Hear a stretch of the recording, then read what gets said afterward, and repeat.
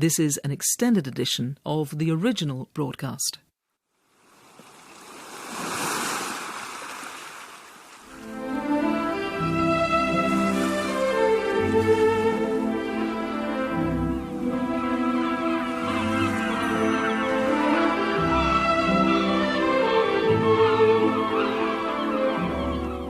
My castaway this week is the actor Matt Smith. Depending on your viewing preferences, he's either the best Time Lord there's ever been or as close to a young Prince Philip as humanly possible without actually being His Royal Highness. He's played plenty of different parts on stage and screen, but without doubt the BBC smash hit Doctor Who and the hugely acclaimed Netflix series The Crown have to date provided him with his two defining roles, the significant critical success of both making him an international star. Yet if everything had gone to plan, he should by rights at the ripe old age of 35 be heading for retirement. He was going to be a footballer and had signed to Leicester City's youth team, but a devastating back problem put paid to a sporting career. And so he'll have to make do with competing for BAFTAs rather than the FA Cup. He says, "There are great disciplines from being a sportsman that you can transfer into being an artist. The preparation, the sacrifice, the constant desire to improve." Welcome, Matt Smith. Thank you for having me. You're a ball of energy. Oh, God, I know. Well, it's because I'm excited to be here. Interesting that, the preparation, the sacrifice, the constant desire to improve. I might add to that maybe the spotlight, the adulation. I would agree with you. Yeah, there's a touch of the Eric Cantona in every actor, I think. I'm interested in the degree of preparation you do. I mentioned there His Royal Highness Prince Philip and your portrayal of him in The Crown, which, you weren't obvious casting for that. When I saw that you'd got the part, I thought, really? Yeah, because I'm completely the wrong class, actually, for Prince Philip. But you don't look like him, and then yet somehow you do. How did you do that physical thing? Great wig. And, you watch and you kind of pay attention to as much video footage and you read as much and you immerse yourself in the history and the context and the world of those people. For me, there's usually a physical thing, one physical thing and one vocal thing that I just repeat. And for him, he had his hands behind his back, so I would always walk with my hands behind my back. And then the other thing, which I've kept to this day, which makes Claire laugh, is I go, "Oh no, yes, absolutely. Oh no, absolutely, fine." Or I'd say, "Olympic," because he says Olympic in a very sort of perfect way. I saw a little snippet of a quote from you when you were talking about playing the part, and you said, "He's a cool cat." He's a rock star. You play him like that. Well, thank you very much. And that's how I saw him, because he did what he wants, when he wants, how he wants. He didn't ask permission, and his wife was the queen. And in this day and age, in the current climate, with all the conversations that we're having about being a man and maleness and being a woman and what it is to be empowered as a woman and be respected as a woman, I just found that thrilling, really. And also, I kind of sided with him, which is controversial. Like, I kind of felt, I wouldn't really want to kneel to my wife. Did it take cojones to play him? Did you sort of wonder if you... I questioned it, but then I question everything. I mean, I question my list, as you well know. Yes, this is quite a tortured process for you, this list. But most things are. Is that to do with what, feeling that you can be honestly creative or authentic? Where's the torture coming from? Probably, I don't really know. I think most of it's self-inflicted. I can't really make decisions very well. We must, of course, talk about Doctor Who. I'm going to ask you a lot about it later on, but okay. I want to ask you about the next Doctor Who, is of course the female Doctor Who, the first female Doctor Who, Jodie Whittaker. It was, from some quarters, viewed as a very controversial decision. What was your reaction when you found out? Because I'm guessing you just found out at the same time as the rest of us. Yeah, well, no, actually. I phoned up my great friend Piers Wenger, who's head of drama at the BBC. I pursued him for months about it. Tell me. And the day before, he said, "OK, I'll tell you, and then it'd be nice if you rang her and, said good luck and stuff." So he told me. And, I think it's a brilliant choice, because I think that show, a bit like Shakespeare, actually, sort of relies on big, broad, creative brushstrokes, And also, when it's controversial, it's sort of alive, that show. Because if it's too safe and too sane, that's not what he is inherently, and he's such a brilliant part of the Doctor. His energy is completely mercurial and unpredictable and wild and really selfish, actually, or hers now. Anyway, so then I rang her, but she wasn't there, so I just sang the Doctor Who theme tune once, and I said nothing else, because I know the panic that sort of exists around keeping that secret. I kept it for like 5 months, and it was a nightmare. Yeah, and then she rang back and she was like, "Oh man, who is this? I was like, "Jodie, well done." But I think it's brilliant, and I think it's high time, and I think she'll be sensational because she's got real humanity and she's funny. There's a northernness to her that I think is going to translate really well to his humanness. And did you give her any little nuggets of advice? Or did you say, be ready for this? The same as I gave Peter, which a director, a crazy Texan director gave me after my first play at the Royal Court. And he looked at me and was like, hey man, Matt, listen to no one. So that's what I pass on to people. You know, because it kind of has to be so idiosyncratic to you, and it's your blood and your bones, and I don't think it's something you can sort of pass on, that part. Let's go to your, I was going to say tortured list, but actually it's a fabulous list, but it's been a lot of torture for you to get it down to 8. Tell me about this first one then, explain yourself. Well, my first track is Oasis, and I've chosen them first because, to me, these are the greatest rock and roll band in the world. And I say that for many reasons, but firstly because I was there, and I think for me, this band captured the 90s, and I went to watch them twice on the trot at the Milton Keynes Bowl, and I just went, woof, whatever that is, I'm having it. And there was a sort of a courage and a defiance and a rock and rollness and a footballness. Also, I came to the second album first, and there was a battle between Blur and Oasis. I also love Blur, but Oasis is my heart. And there was a battle for number 1. And my mum had like an old tape cassette thing, and it was when the top 10 actually mattered. And we got to 2, and it was Roll With It, and I was gutted. And Blur, Country House, was number 1. But my first song is Oasis, the greatest rock and roll band in the world, and it's Roll With It. That was Oasis and Roll With It, chosen Matt Smith, you said, partially for the rock and rollness and the footballness. That's my favourite new word of the day. And footballness, yeah. What were you, if this is what you're like as an adult, which is incredibly energetic, I get that from you this morning, what were you like as a little boy? Quite bizarre as a child. I had a speech impediment and I had all these like habits, and I sort of broke out of them, but... What habits? I used to blink a lot. I was quite twitchy. But I was good at football, so that gave me something. I think now I'd be diagnosed with like ADHD or something. But I was happy, you know, because I had great parents and great friends. What was the speech impediment? How did it manifest itself? It was, and it came back. See there, it creeps in sometimes. It came back once on stage, and it was like the worst. I nearly quit. It was so bad. Doing a play called Swimming with Sharks, and it was every night on stage, and I would come on and go. It was a dear old Christian Slater who was very kind about it, and I'd come on and go, and I was playing American. I'd be like, oh hey, is and bear in mind this is in front of 1,000 people a night. Is Stella there, and it was ST. And I don't know why, but my mum, God love my mother, she used to give me the day off school when they had like the kind of big school assemblies, and you had to stand up and say, my name's Matt and I like green plants, or whatever it is. Good old mum. Your mum Lynn, you were born in 1982. Lynn and David brought up in Northampton. In it, yeah, till I die. Tell me first about your dad. Oh, my old man. He's a legend. He's the greatest influence on my life, bar none. I kind of often think all of my truest moments as an actor are somehow impersonations of him, if that makes sense. It does. A sort of an authenticity, a truth. Yeah, because when I impersonate him emotionally, or even his voice, he's from Blackburn, Cook and Book, and as a kid I'd impersonate him a lot. And if I can be sort of half the dad, it sounds a bit kind of sentimental, but he's put his family first. With my sister, he sort of remortgaged the house to put her through dance school. And he never missed anything. He would drive me up to Forest or up to Nottingham twice a week. And, he had a business to run as well. And he was working for a plastics company at the time.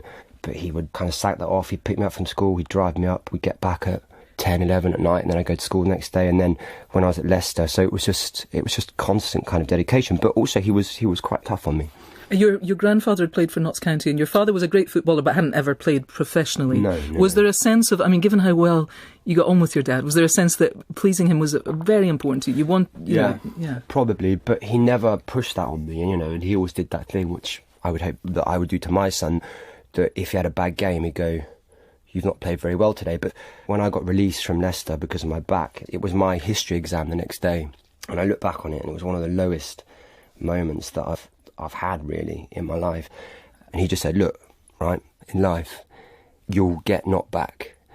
And now it's how you react to this moment, and this is going to define who you are. And there's just kind of little moments where he's been there in a brilliant way, you know. Much more in just a moment, Matt Smith, but for now, tell me about this second disc. Why is it on your list? Well, actually, it's because of my old man. We would go up to Nottingham, and on the way up, we'd listen to an Oasis album or an album of my choice. But on the way back, we'd listen to one of his.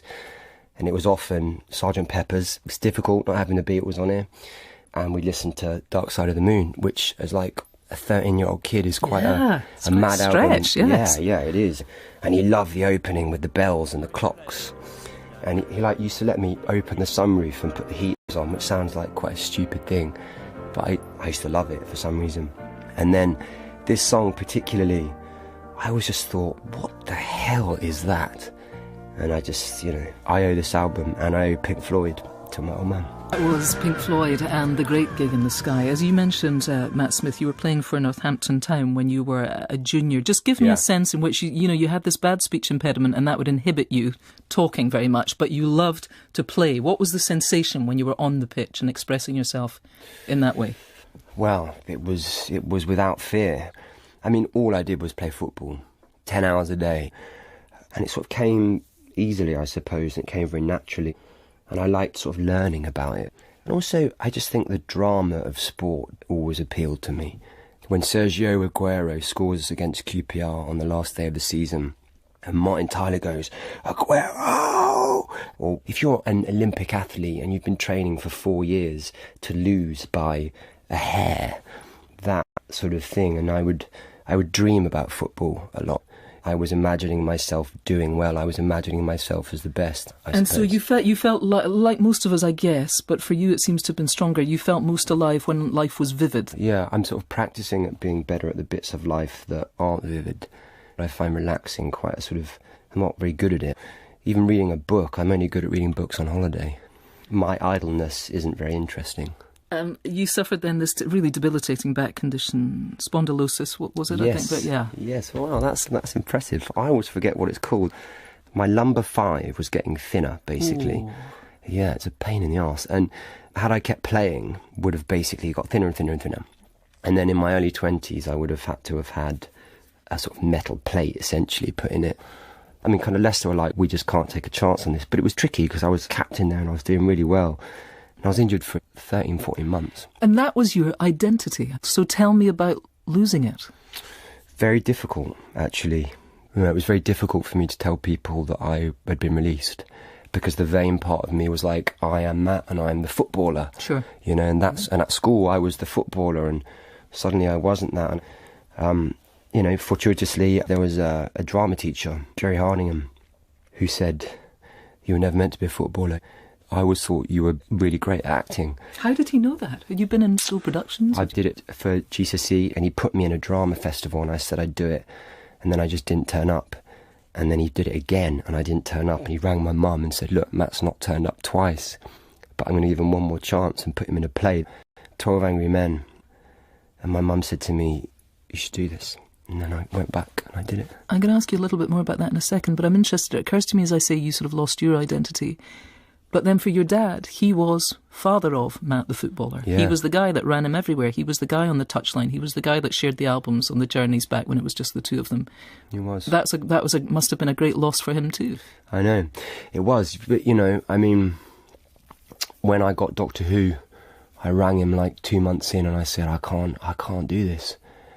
And he said, you can. The hardest thing in life is to adapt, and you will adapt, and you've got to adapt. And, I did. I adapted. And, he'd always said, it doesn't matter what you do as long as you enjoy it. But it was tough. It was a tough time. It was a tough time because I was just uncertain. I just felt unfulfilled, to be honest with you. I felt like I was so certain that was what I was going to do. Because I got fit just towards the end, and this is just towards the time when they're picking all the boys that would go on to play for the YTS. Because then you go in and you spend 3 years as like a YT then. I'd been out for a year and I was trying to get fit, but playing in all these games where they were deciding, who was going to... And it was just the love of it. I ran away from home once the night before a match. We were playing Sheffield Wednesday, and I climbed out the window, I stole 20 quid out of my dad's wallet, got a taxi, I got on a train, got to Euston, phoned my sister and said, I'm in Euston. How old were you? Picked me up, 15. And I think subliminally I didn't want to play. I said my mum and dad were having an argument. So Laura had to tell Dad. He drove up, and it's the only time he's ever swore at me. He drove up, picked me up. He drove me from London up to Sheffield because we were playing Sheffield Wednesday. And then he didn't say a word, not a word to me. And then I played the game, and actually played all right, funnily enough. And then I got back in the car. I got in, and I closed the door, and he said, "You idiot." And that was it. Drove home, didn't say a word, and that was it. Let's take a break for some music, Matt Smith. Tell me about this third one. Mercy, Mercy Me, Marvin Gaye. I mean, look, it's difficult which songs you pick. I wanted so much to play a Radiohead song in this slot, really. I know, it's killing you that they're not on your list, because you play them so much and they're a big part of your musical life. Such a big part. As a band, they're incredible. But it's often about characters for me, music, and about people. And I sort of wanted to play a soul song, and I listened to this a lot in Brazil, and I sort of fell in love with Brazil. And my mum got me into Motown and soul music, and this is Marvin Gaye, Mercy, Mercy Me. That was Marvin Gaye and Mercy, Mercy Me. Part of the reason you chose that, Matt Smith, was because of your mother, because she introduced you to a lot of Motown. Yeah. We've heard a lot about your dad, and it's interesting that it was your mother and Mr. Hardingham, let's cheer 3 times for him, that made sure that you took up drama. They both kind of strong-armed you into it. Yeah, I just thought it was a bit girly, to be honest with you, which sounds reductive, doesn't it? But it was such a sort of big departure for me. In the first play I did, my friends came to watch it and were just like, what is he doing? And then the second one I did was The Pirates of Penzance, and I came out and I sang. And they were just like, who are you, Smithy? It was such a U-turn. And I kept it secret for a bit. But I got the same sense of freedom doing that, which is really difficult now as an actor, that I did playing football. What do you make now of Mr. Hardingham? Because you hadn't done much, and yet he said, you're an actor and you should be acting. He changed my life. He sat me down and said, you should apply for the NYT. National Youth Theatre. Yep. And he filled in the forms with me, and I did that, and then that was the next big catalyst in my journey as an actor. That changed my whole life, really. And he's been to see every play I've ever done. My mum and him she's really brilliant at keeping in touch with people, my mum, which I'm not. But whenever he comes to see a play, we go and have a drink and catch up. Interesting to talk for a moment about your mum, because you were saying your sister Laura's a professional dancer. She is. I mean, it's unusual to have the 2 kids in the family both going on to be performers. What was it, do you think, about the household and maybe about your mum that meant that was encouraged in you? Well, she worked for a newspaper, and then she worked in promotions. She'd dress up as a banana and sort of hand down flyers. Sorry, Mama. And then she worked at a newspaper, and it wasn't like we were a creative family in that way. But again, I look back, and my sister did the pantomime, and I went like 20 times, and I sat in the gods, and I'd go with my best mate and we'd eat fruit gums. And then she was in Saturday Night Fever, and I went 24 times because my mum would take all her friends, and that's what she's like. Now, God love her, like she's a nightmare. I'm not on Facebook or anything, but she's... Your mum is on the Twitter. Oh, do you know what I mean? She loves it. I'm like, Mum, she's always trying to tweet photos of me, but I'm not on any of that, you see. I saw a particularly charming one of you and your girlfriend, and I think your grandfather's in there too, all wearing Christmas jumpers on Christmas Day. Yeah. I mean, you look happy in it. Yeah. Are you sort of forced into that? I was. Yeah, of course I was forced into it, definitely. But that's my sister who makes Christmas. And I was going to put a Christmas song on here, by the way, because I thought on a desert island it's going to be Christmas. Which one would it have been if it had been on? The only Christmas song that should be there, and it's George Michael, Last Christmas, the greatest Christmas song of all time. I think I might agree. We're not going to hear that now, though. Tell me about your 4th disc then, and why you've chosen it. Well, controversial this, really. Again, this was a moment in time, I suppose. I listen to it on vinyl sometimes. It's Paul van Dyk featuring Rachel McFarlane, sorry, Radio 4. It's called For an Angel, and it was because about 18 or 19 I got into decks and music and stuff, and particularly garage and house and trance and dance music.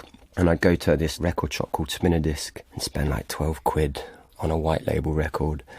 And I used to love it, and this is one that I bought back in the day. And then I used to try and get into this nightclub called Time and Envy when I was young, 17, 18, and go and listen to Brandon Block and Pete Tong and all those sort of people. And where were you DJing with your decks?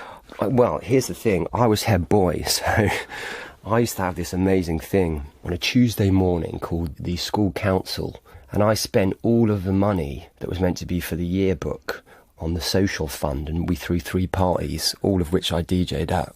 Me and my mate Nick Kingsnorth, who's one of my best pals, we used to go up in my room and we nicked his little sister's karaoke machine because we don't have any speakers, and we used to just practice up there, and then I'd play at these parties. Yeah, but I'd play songs that everyone hated, hard house, trance, and garage was a bit more popular back then, but this is a sort of lighter version of some of it.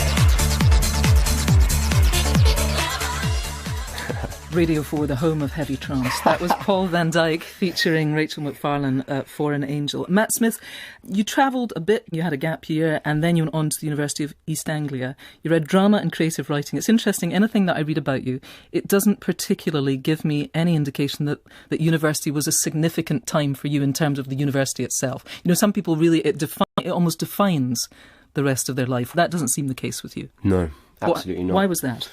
I didn't really like going to lectures. I didn't like the sort of academia of it. And listen, I met some lovely people there. I met 3 Brazilian kids who remain 3 of my closest friends, and I went to Brazil sort of several times.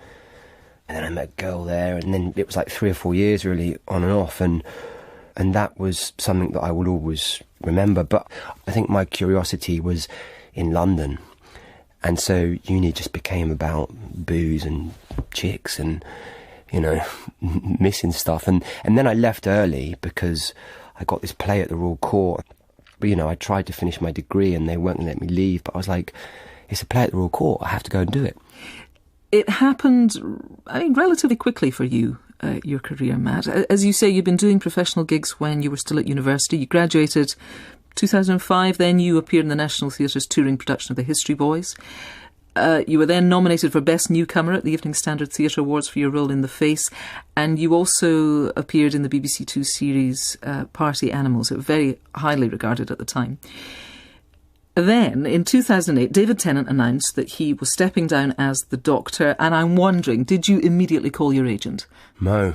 Again, it was my old dear. I had a scarf on and she was like, you should be the next Doctor Who. No word of a lie. And I used to wear it at uni. And she's always said she's a bit psychic, my old dear. And yeah, she said it. And then my agent rang me one day and said, how would you feel about auditioning for Doctor Who? And I thought, yeah, all right. I'd never seen it. I'd never seen an episode, not one. Not one? Not one episode in my whole life. I walked into the audition, I read it and I thought, whoa, this is brilliant. What the hell is this? And it was the 11th hour. And I just thought, there's something about this. I love him, basically. Sort of, and also it's all secret. It's in a hotel. It was in a travel lodge in like South London. You can't tell anyone. And it's like, they're literally like, if you tell anyone this, you know, it's all so secret, which makes it sort of amazing and illicit. And in the audition, there was a fish in the room. A live fish? A live fish in the corner of the room. And for some reason, I just went straight to the fish. And anyway, I sat down, and I was wearing a tweed jacket, because I thought I wanted him to be professorial. And then... I want this to be a story in 2 parts. I've got to fit the music in. Tell me why you've chosen this 5th one, and we're going to come back to that, of course. Arcade Fire, Keep the Car Running. Look, Arcade Fire was such a huge band for me in London when I was young and I was an actor around about this time, and I've seen them live loads. But I was in Chicago, I couldn't get a hotel room. Anyway, I came out the hotel, me and my girlfriend. The actress Lily James. Yeah. There was a big silver bus there, and I was like, that has to be a band. And this woman was sort of looking at me because I was looking at the bus. And then the woman came up to me. She says, can I have a photo? I was like, yeah, cool. I was like, who's in the bus? And she said, Arcade Fire. And I was like, no way. She says, yeah, I'm their manager. Do you want to come and see him tonight? I'm like, yes. And then she says, do you want to go on stage for the finale? So that night, me and Lils went and we watched Arcade Fire. And then at the end, we went on stage, went and met them. And then they're like, we're playing in Toronto next week. So we changed all our plans. We drove to Toronto and we watched them again there and did the same thing twice. Arcade Fire and Keep the Car Running. Right, Matt, let's cut right back to your audition. You've got the little tweed blazer on, your idea. There's a fish in the corner of the room. Yeah. You are not sort of known other than to casting directors. So you're a jobbing actor who's doing fine, and this is the biggest role in British television that you are auditioning for. Yeah. What happens? Well, I get in, I do it, and it sort of went all right, and then I do it again. And then they asked me what my favourite episode was, and I was like, look, Doctor Who's on at 7 o'clock on a Saturday night. I'm in a boozer then. And they're like, oh, right. Anyway, and then I went away and they asked me back. Do you know, I've read this intriguing little quote from Stephen Moffat, who had taken over from Russell T Davies as the showrunner, of course, by the time that you were auditioning. He said that as he was watching you in this casting session, he said he was like a young man built by old men from memory. Yeah. Isn't that fascinating? I know, and then he just tell jokes about my chin and my ears and all sorts of things. God bless the man. Yeah, well, because I look a bit, I look sort of old, I suppose, essentially. Even when I was young, I looked a bit sort of craggy. So, the Doctor's 900 years old, so you've got some way to go, but there was that moment, early January 2009, the 11th Doctor was announced. Really, this is a life-changing moment for an actor. Yeah. Where you can be defined by this role. Mm. Did you have a wobble before you took it? Yeah. I said, I'll never forget it. My agent rang me, I was on a cobbled street, and it was so cloak and dagger, the whole thing. Kind of before they could accept it and I could accept it, there was this meal that had to happen at Stephen Moffat's house, and there were plates with David Tennant's face on.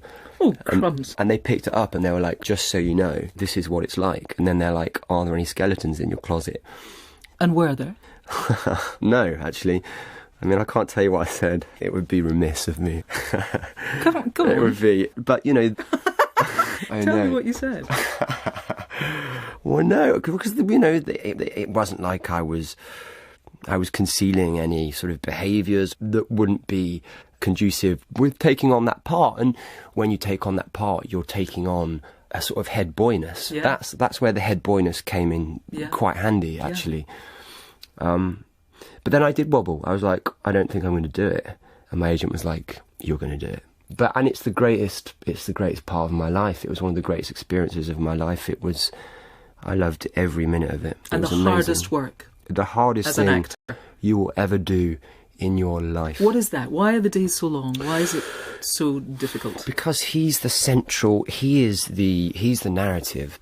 So the line learning, you've got a minimum of 7 to 8 pages a night, and your Sunday is, and that was a really good piece of advice from David Tennant, who's a lovely man. He was like, work hard on the Sunday for the week, and I really did. And it's just such a gargantuan amount of lines.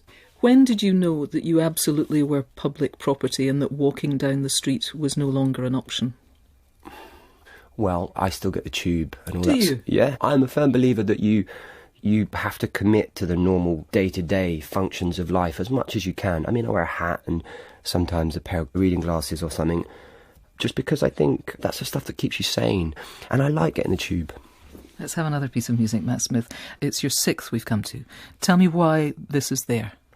Had to have a rap song from 11 or 12, and my other best mate, Bondi, me and him did just all rap. My 2 favourite rappers are Nas and Biggie. It was a toss-up, and this is quite a commercial Biggie tune. I don't know if this is right, but I read somewhere that when Seamus Heaney was on his deathbed, and this might be rubbish, but I don't want it to be, they asked him who his favourite modern poet was, and he said Eminem.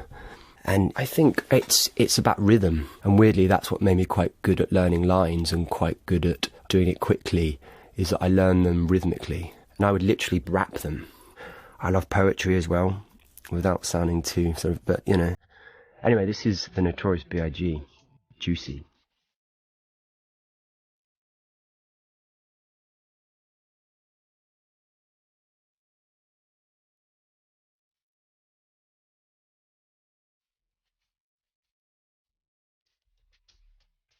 Notorious B.I.G. and Juicy. You said just before that, Matt Smith, that you were saying I like poetry without sounding too. What is it you're worried about? Because there's a sort of, I mean this in the best sense, a kind of laddishness about you. Yes, I think you're right. I don't sound too sort of grandiose, I suppose. Too much like an actor. A little bit. I mean, I love acting so much, but it's my job. And what I love about poetry is that it's a bit like a song. You can keep returning to it. When you were the Doctor then, and when people started, instead of, infamously the headlines, Doctor Who, when you were cast, people shut up pretty quickly and said, he's rather good at this, isn't he? Did you take a degree of professional satisfaction in that, or were you just too busy in those quarries in Wales at sort of 7 a.m, getting on with shooting the stuff? Too busy, but, it was hard. The criticism was hard. Yeah, like I'd walk down the street and people would say things like, don't break it. But I think I'm quite good. I think I'd be quite a good boxer. I think I'm quite good on the ropes. If you back me into a corner, I'll come out punching. When was the first time that you saw your face tattooed on somebody's body part? The Whovians, they're quite a bunch, aren't they? They are a bunch. They're a good bunch. Yeah, they are, a dedicated bunch. Once you're in, you're in. It was probably at a convention. And I'm talking like inner thigh. I've seen me and David on both thighs. Right. Can you believe it? And, what do you say to somebody when they show you your inner thigh and your face is tattooed on and it? they go, can you sign it? Oh dear. Yeah, I'll be honest. I said, what on earth does your boyfriend think? He was there and he was smiling away. God love him. But they care, and they care deeply, and they care about honouring what they see as the creativity and brilliance of the Doctor Who series. When you're at a convention, I mean, you must feel almost overwhelmed by the attention. Yeah. Do you have minders? Yeah, you do have a minder, but the thing is about Doctor Who fans is that it's such a sort of nice transaction, and people often say to me, doesn't it feel a bit mercenary? And I'm like, well, actually, no, because when you're there, you see that the kind of transaction is so... I don't know how to articulate it, but that moment where they meet someone that they really love is quite an incredible thing, and it's only when I meet footballers that I sort of understand it. I met Jens Lehmann and Patrick Vieira recently, and I was just like, woof. So actually what I'm doing there is working quite hard to give everyone a moment. What did you learn from that role about becoming a leading man? A lot. I wasn't one. And Sophie Okonedo, she probably won't even remember this. This was in the second episode. She said to me, you've got to lead this show. When someone comes in, you are the front point. And then after that, I really made it a point. So any actor that would come in, I'd go and I'd knock on the door, and I made it my position to make people welcome and make people feel, that they belonged quite quickly. Once you stepped away from it, the choice that you made was a very interesting one. You went on to do a musical of American Psycho. Yeah. That's a real counterpoint to what you had been doing. You're standing on stage there, in just your underpants and an eye mask covered in blood and singing. Yeah. How did you make that choice? Why did you make that choice? Well, it's a good point. I made it reluctantly, as I make every choice, really, which I've got to change, I think. I made it because I'd never done a musical. I've always wanted to play a serial killer. The director, Rupert Gould. Why have you always wanted to play a serial killer? I don't know. I just kind of like them. Also, I quite like finding characters that are really difficult. So with that musical, if by the end people can go, God, I feel a bit sorry for him. And there was something in that challenge that I loved, and the singing, and the music was really good. I'd wanted to work with Rupert. He came around to my house and was like, can you sing? I was like, well, not really. And I sang an a cappella version of Live Forever. It was just ridiculous. And we had a beer. And then he gave me the part. But I'd just come off Doctor Who and had a knee injury. I finished after 4 years, had the rap party on the Saturday, and Rupert the swine didn't give me the Monday off. And obviously we stayed up till like God knows when. And I had so many great friends up there, all the Welsh boys, turned up on the Monday with the sweats at this read-through for a musical, and was like, the world's going to just swallow me up. And I wasn't in shape, and, I was in my pants every day. Honestly, I was drawing planes, constantly drawing planes. A means of escape. I think so, when I look back on it, yeah. Let's have your next piece of music, Matt Smith. We're going to listen to your seventh. Tell me about this. It was Italia 1990, and I think this is the first time that my imagination was really madly sort of stimulated by music. Nessun Dorma by Luciano Pavarotti. Luciano Pavarotti live at the Albert Hall singing Puccini's Nessun Dorma with the Royal Philharmonic Orchestra, and the conductor was Kurt Herbert Adler. A very significant bit of performance, that, Matt Smith, and you wanted listeners to hear that interaction at the end between this magnificent moment of the high note and the appreciation of the audience. Yeah, because I just think there is a rock star to me. That song and that moment at the end of it, when something's executed to that level without any apology, with total brilliance, which no one else can do quite like him, totally singular, you can't help but just go, wow, and that bit of life, that transaction, it's such a wonderful moment to share with a performer. Totally singular, that's a very interesting phrase. Indeed, just as that piece of music came on, I was saying, how long did it take you to work on the American Psycho role? And you said, for 18 weeks I didn't drink anything, I was in with a personal trainer every day. That sort of all or nothing aspect of your character, how much room does it leave for the rest of life? Well, that's I think that's the balance that I'm looking for, because it's I'm either, for want of a better sort of analogy, at A or at Z. I'm either in complete and utter head boy focus mode or in sort of complete chaos. And anything in between I'm sort of not really interested in. Are you beginning to be interested in it? I think so. I guess I've always had quite a big sense of adventure, which I think is quite a good thing as an actor. I've always travelled alone. Even now, there's a sense of sort of searching for something, I suppose, or something new. And a lot of the music I like has that momentum. There's a sort of... there's a dynamism to it. Yes. You alluded earlier on, I tread carefully here, but you alluded earlier on to the fact that, you have an imagined future. You think about, given you've had such a supportive and happy family yourself. Yeah. In your imagined future, there's a life with that in it, clearly. Yeah. Are you thinking about that just now? Yeah. I am thinking about kids quite a lot. I'd like a lot of them. Well, you better crack on. You're 35. I know. This is... Well, I know. And, a lot of my friends are having children. And dare I say, I think I'll be quite a good dad. I guess in the sort of fantasised version of my life, I have, a big family and loads of dogs and all that. But whoever knows, and who knows what type of dad you're ever going to be. I mean, my mum and dad, it's their Ruby wedding anniversary in March. 40 years. 40 years. It's good going, isn't it? Yeah, just a bit. Way back at the beginning, when we started talking today, you said, there's a little bit of Eric Cantona in all actors. Indeed, he himself has gone on to be pretty well regarded actor. Tell me a little bit more about what you meant by that. I love Eric Cantona. I don't really like Man United, but I love Eric Cantona. And he scored against, I think it was Wimbledon, and he was in Old Trafford, and he scored, and he arched his back, and he turned his collar up, and he did a full kind of circle. It was like being in the Colosseum of the whole of the stadium. And he went, yeah, I'm Eric Cantona. Have that. I'm that good.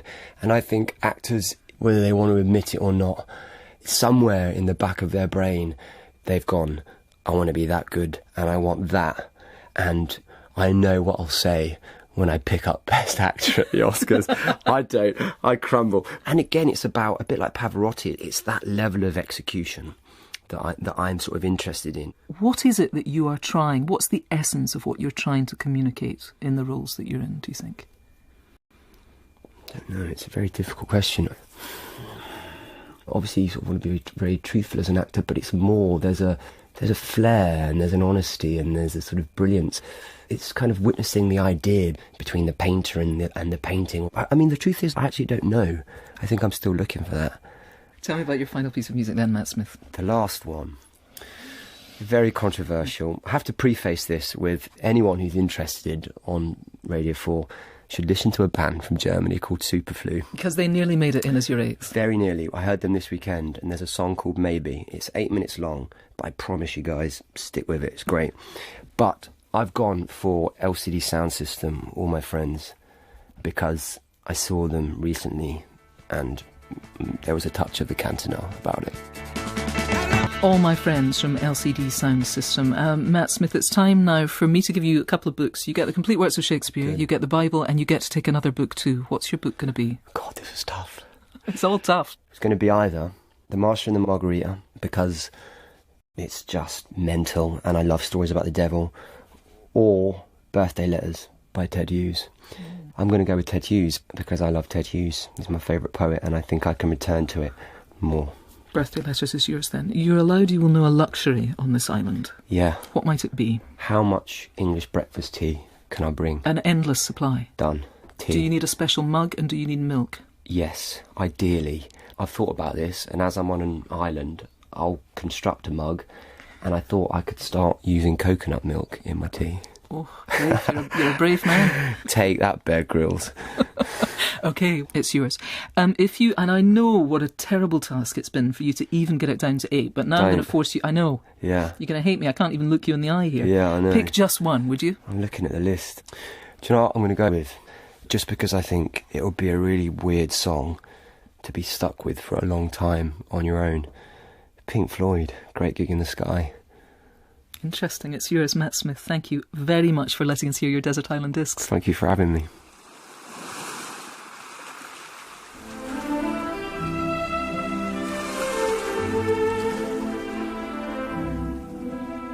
I hope you enjoyed this edition of Desert Island Discs. You'll find over 2,000 interviews with artists, musicians, scientists, sports stars, comedians and more at bbc.co.uk/Desert Island Discs. And I have a favour to ask. If you could rate and review the Desert Island Discs podcast wherever you download your podcasts, it'll really help other people find us. Thanks again for listening.